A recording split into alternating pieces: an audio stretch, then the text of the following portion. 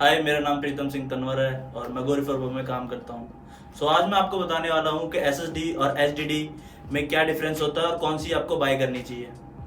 So first of all मैं आपको बताता हूँ कि एसएसडी जो होती है वो सॉलिड स्टेट ड्राइव होती है, एचडीडी होती है वो हार्ड डिस्क ड्राइव होती है। सॉलिड स्टेट ड्राइव बेसिकली आपकी एक मेमोरी कार्ड की तरह होती है और बिल्कुल स्लिम और काफ़ी कॉम्पैक्ट और काफ़ी लाइट वेट होती है।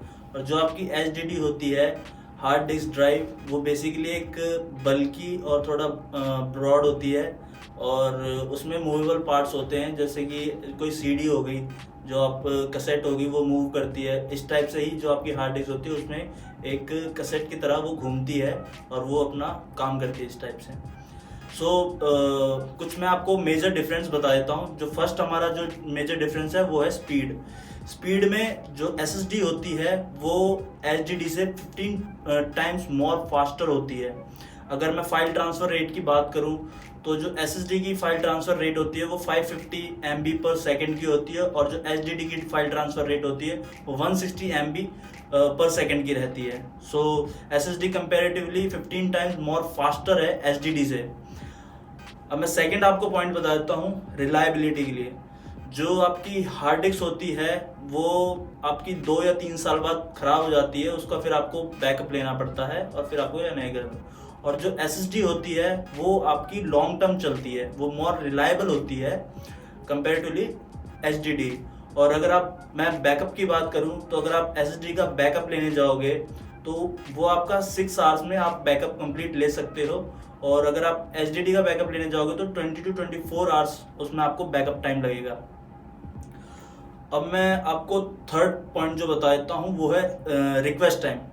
जो रिक्वेस्ट टाइम होता है एसएसडी का, जो रिक्वेस्ट टाइम होता है वो आपका 1 मिली सेकेंड का होता है। यानी आप कोई भी ऐप खोल रहे हो, कोई भी आप कोई सॉफ्टवेयर चला रहे हो अपने लैपटॉप या फिर डेस्कटॉप में, तो वो आपका क्विक रिस्पॉन्स करेगा, जल्दी खुलेगा।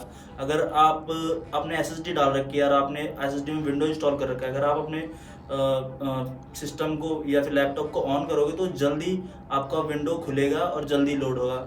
और जो एचडीडी होती है उसका रिक्वेस्ट टाइम होता है 5.5 मिली सेकेंड का, यानी 5 टाइम्स मोर एसएसडी से होता है। तो उसमें आपके जो भी ऐप्स होंगे, जो भी सॉफ्टवेयर्स होंगे, वो लोड लेने में टाइम लेंगे और रिस्पॉन्स जल्दी नहीं करेंगे आपको। जो चौथा पॉइंट है, चौथा पॉइंट मैं आपको बता देता हूँ कि प्राइस का थोड़ा सा डिफरेंस आपको ज़्यादा लगेगा।